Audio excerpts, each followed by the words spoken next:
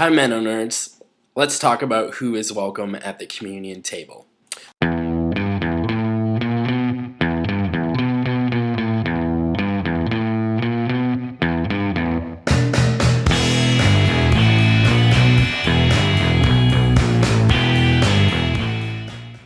So last video, Deborah shared a bit about her own experience of being fenced off from the Lord's table.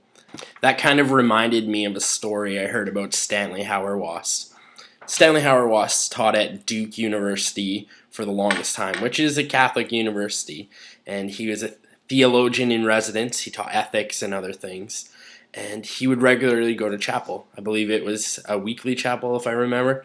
But I remember hearing the story that he would go forward for communion, and one priest would deny him, and he would stubbornly refuse to be excluded from the Lord's table. So he would get in a different line, and someone else would give him communion. And it just seemed like if someone kept refusing him, he kept going down the rows and down the rows until someone in the right mind gave him the body and the blood of Christ.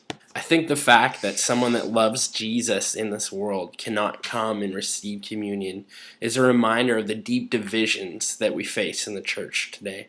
Darren Snyder-Belazek puts it like this in his book, Atonement, Justice, and Peace. He writes, "The church's communion rite is not only an act of thanksgiving to God for the gift of grace through the life, death, and resurrection of Christ on our behalf, but it is also an act of peacemaking among the members of Christ's body.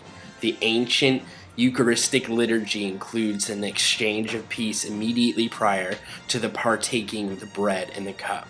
The Lord's Supper is thus both sign and realization of our unity and peace with God and with our brothers and sisters who have been baptized into Christ.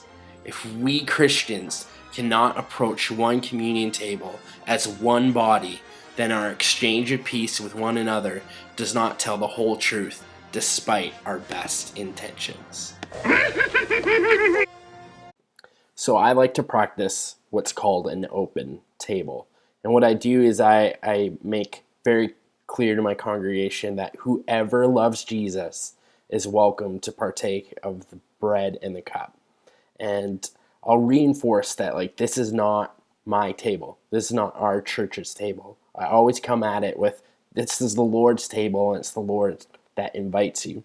And I like to say this benediction that I stole from Brian Zahn and from Jonathan Martin, which they stole from an Episcopal church. And it kind of goes like this.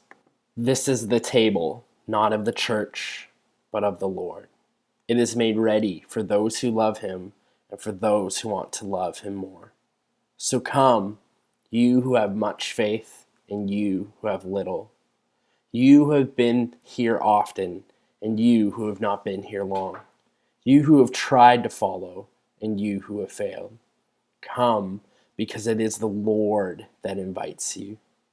It is his will that those who want to meet him should meet him here. Come to the table." Amen.